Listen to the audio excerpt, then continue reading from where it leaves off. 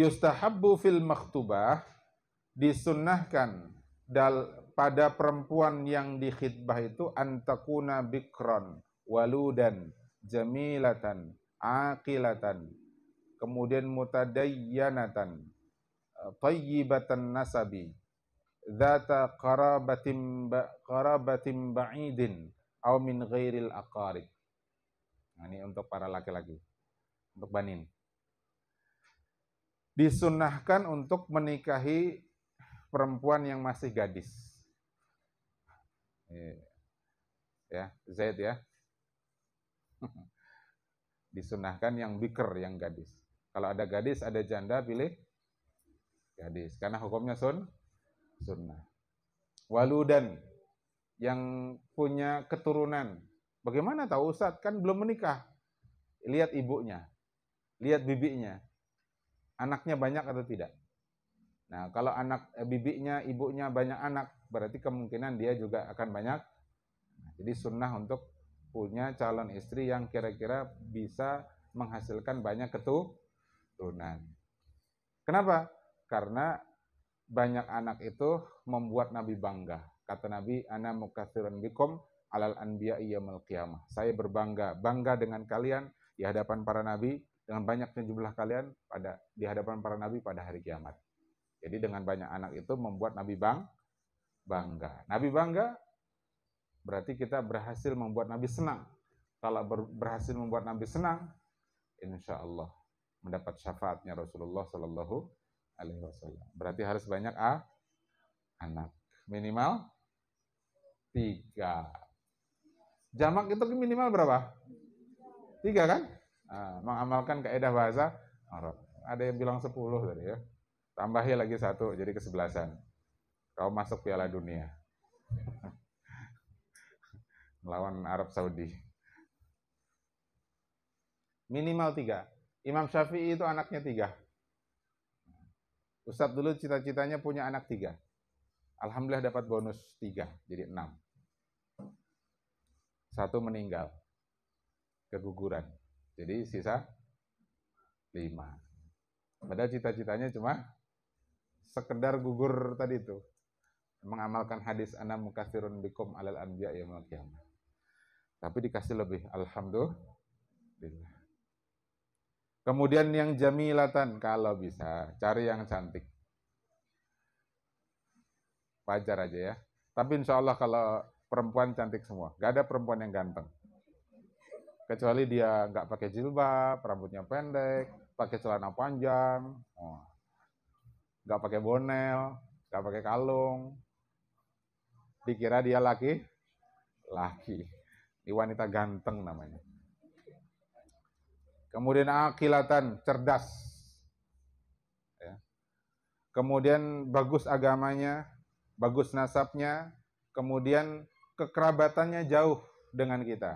Jangan cari istri yang di kampung tuh juga, tetanggaku idolaku. Sepupu sekali, sepupu 2 kali. Ya. Cari yang jauh-jauh.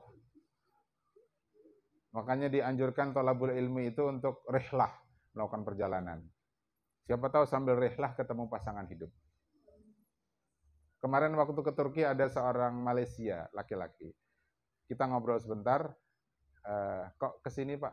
Ya, ternyata motif dia ke Turki itu mengunjungi anaknya laki-laki.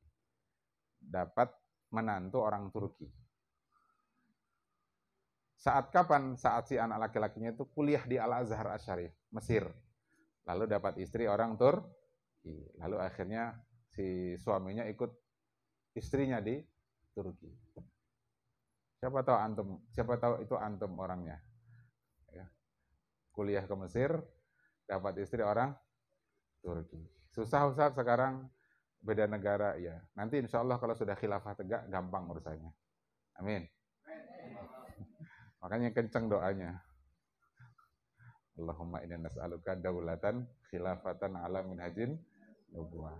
Mudah-mudahan cepat sehingga sekat-sekat nasionalisme ini segera terurai.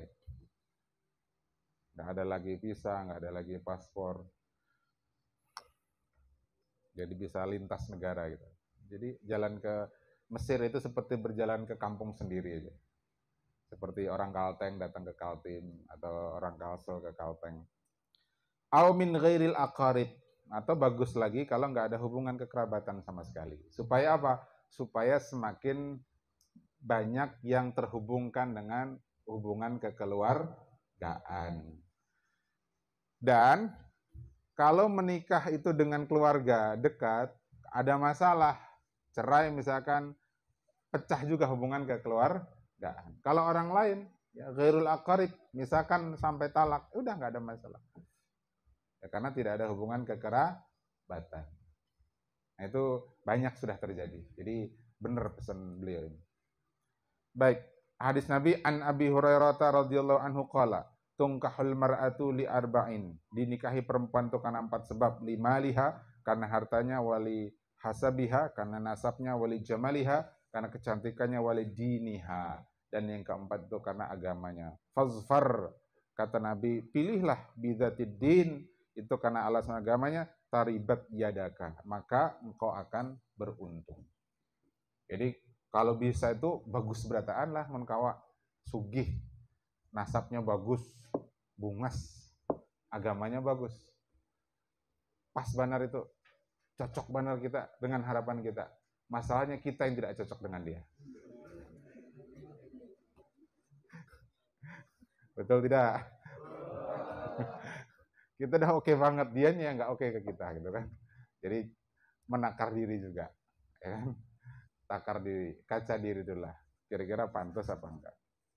Tapi kalau emang sudah jodoh, ya meskipun bumi langit, insya Allah akan ketemu. Meskipun itu beda, meskipun itu bumi langit. Supaya kemudian kita banyak bersyukur kepada Allah, sementara perempuannya banyak bersabar atas musibah yang dia alami. Dan kedua-duanya itu adalah kunci surga.